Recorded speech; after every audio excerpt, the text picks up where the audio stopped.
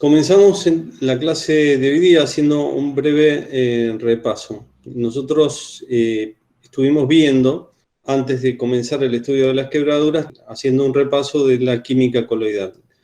Cuando hablamos de compuestos coloidales, hablamos de una cantidad y una diversidad de compuestos que están presentes en el vino muy grande. Acá hay un esquema. Y los compuestos coloidales que nos vamos a presentar incluso son de distinta en naturaleza.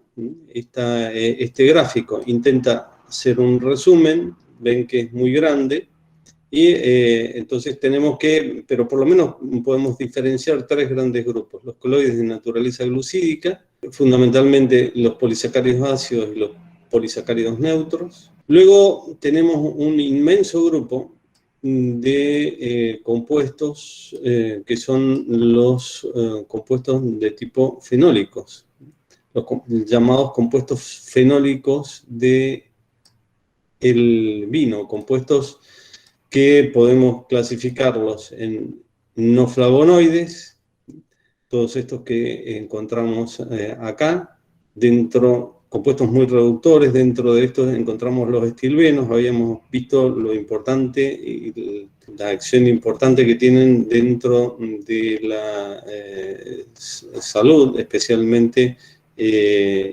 los compuestos derivados del resveratrol.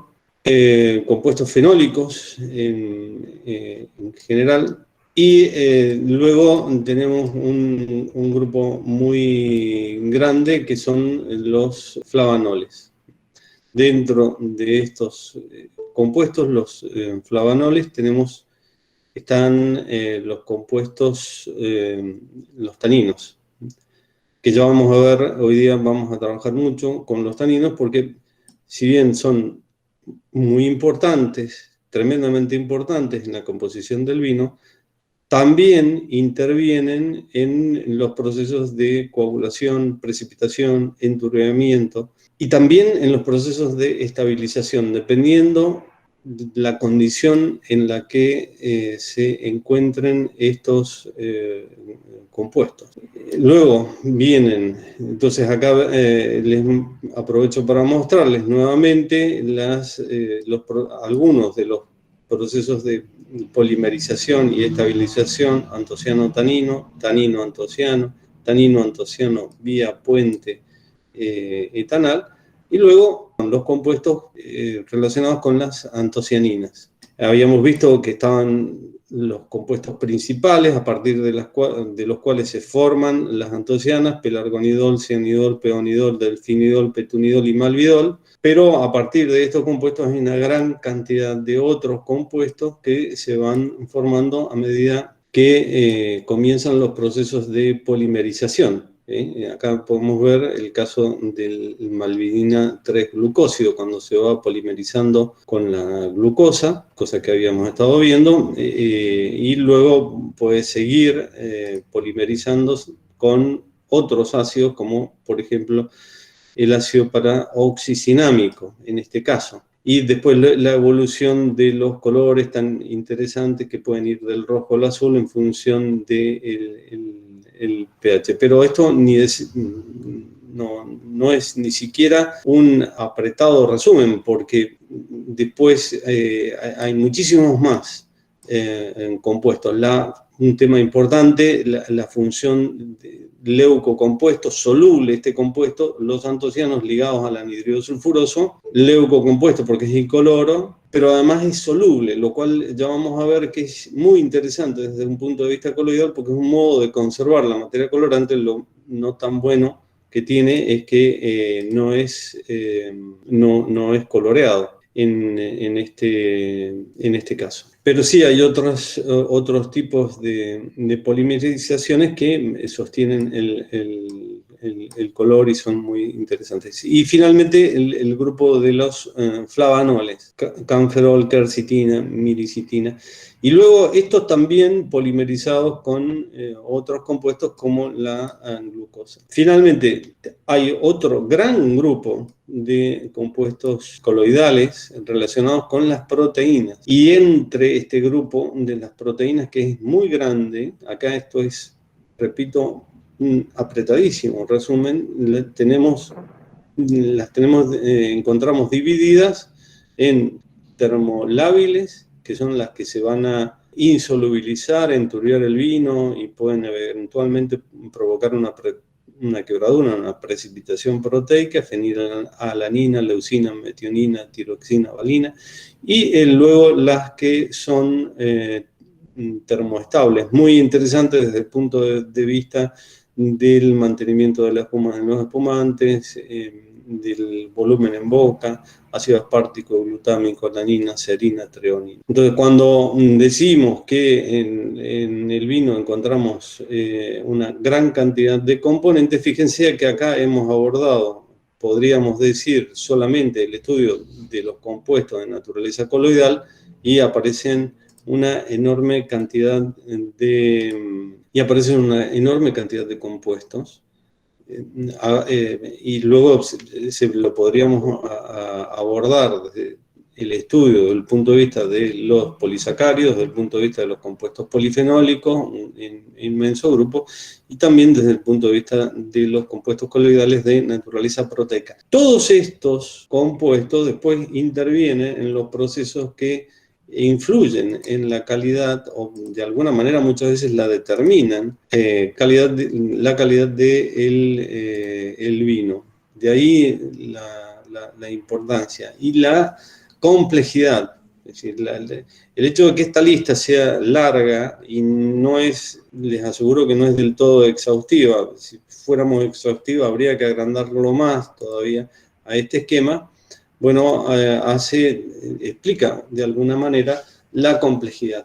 Y hago hincapié en que son compuestos de tipo coloidales, porque todos estos compuestos, repito, dependiendo del estado coloidal en el cual se encuentran, pueden estar constituyendo compuestos de naturaleza soluble, y en ese caso forman una solución verdadera y no hay ningún tipo de inconveniente con el vino, en lo que se refiere a inconvenientes de tipo relacionados con las quebraduras, pero pueden, por distintas razones, que son las que estamos viendo, polimerizar, aumentar de tamaño, pasar a un tamaño coloidal, donde encontramos una situación intermedia, donde eventualmente pueden llegar a enturbiar y precipitar, y finalmente, cuando se produce efectivamente el enturbiamiento y la precipitación, cuando aumentan todavía más de tamaño y pasan a un estado coloidal, a un estado de suspensoide, perdón. La semana pasada estuvimos viendo que las causas de insolubilización no solamente se deben a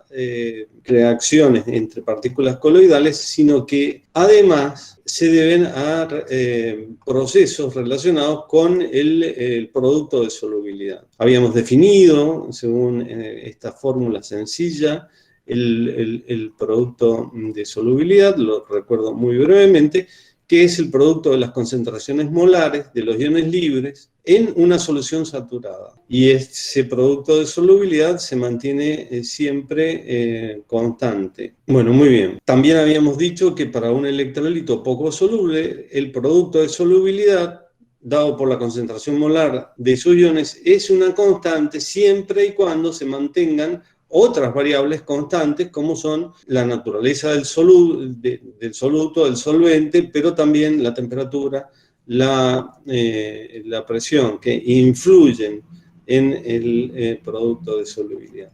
Entonces, en resumidas cuentas, las razones de las insolubilizaciones o enturbiamientos que se encuentran en el vino se deben fundamentalmente a tres factores, que es lo que estamos viendo ahora en pantalla: quebraduras, enfermedades, o también podría ser en algún caso, el caso concretamente el de los defectos, pero también las insolubilizaciones se pueden relacionar específicamente con el hecho de haber superado el producto de solubilidad. Repito una vez más que las quebraduras están relacionadas con alteraciones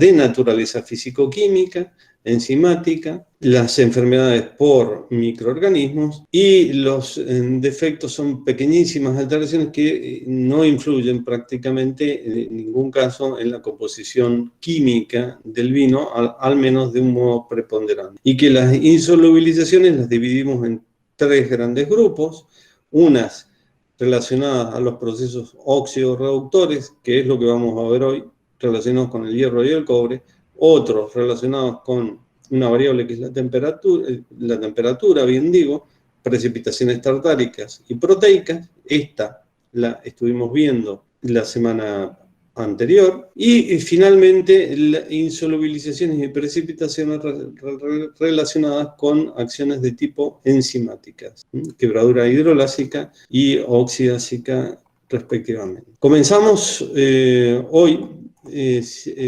a abordar el tema de las insolubilizaciones y las precipitaciones en los vinos debido fundamentalmente a los procesos oxidorreductores. Esos procesos oxidorreductores pueden darse en situaciones oxidativas, vamos a tener las quebraduras férricas, y en situaciones reductoras la quebradura cuprosa. Hoy, no, entonces, ahora mismo vamos a centrarnos en el estudio de las quebraduras férricas. Para que ocurra una de estas quebraduras, es necesario el contacto del vino con el aire.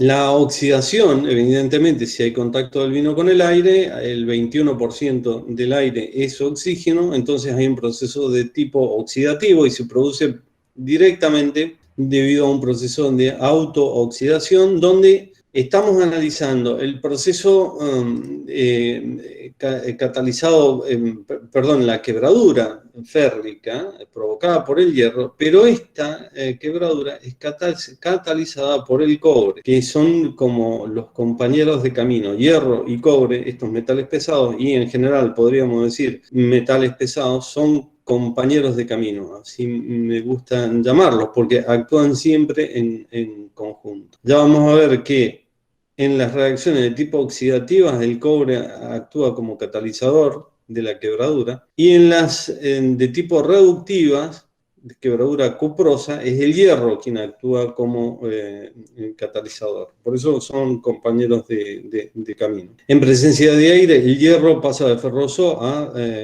férrico. Ahí tienen la reacción. Básicamente, de las oxidaciones que va a provocar el hierro, se va a formar compuestos de hierro trivalente. Estos compuestos pueden ser solubles, un grupo, y otros insolubles. Efectivamente, con los compuestos solubles no vamos a tener mayores inconvenientes, porque al ser solubles no van a provocar quebraduras. El problema se nos va a presentar con los compuestos que son insolubles. Bien, estamos introduciéndonos en el tema. ¿Cuáles son estos compuestos solubles? Vamos a ver, en principio, los que no nos generan inconvenientes, los que se disuelven, son compuestos del hierro que forma el hierro con otros componentes, ya los veremos. Son especialmente ácidos orgánicos presentes en el vino, y estas reacciones dependen fundamentalmente del pH en el cual se encuentran en el vino. Vemos solamente un ejemplo, pero como este hay muchos. El caso de un compuesto que se llama ferritartrato de potasio.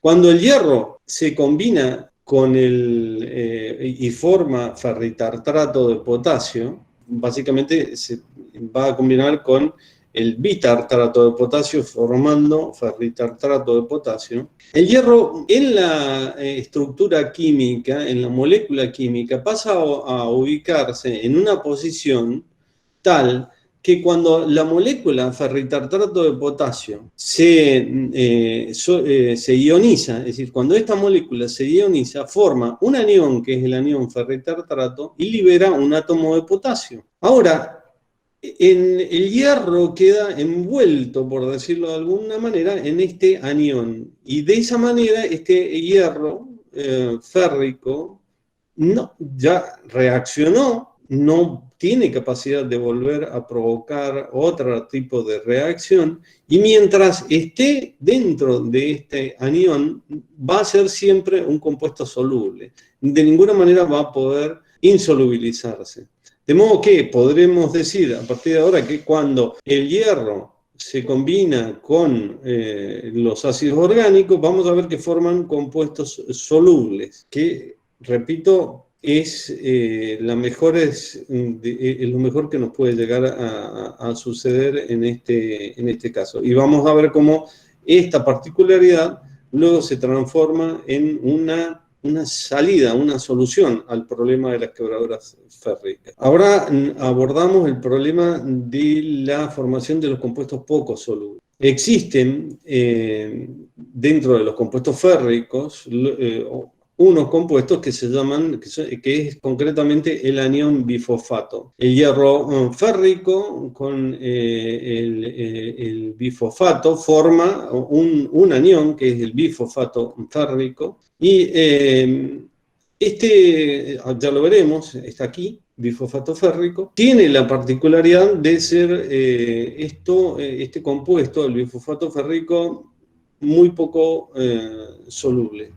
Muy poco soluble. Tiene un nivel de solubilidad muy bajo, de modo que se insolubiliza con muchísima facilidad. Y entonces este sí genera inconveniente. Ahora, este bifosfato férrico puede reaccionar con distintas sustancias presentes en el vino. El bifosfato férrico se enturbia en el vino, simplemente se enturbia como bifosfato férrico, formando un precipitado de tipo blanquecino. A esta quebradura se la denomina quebradura blanca.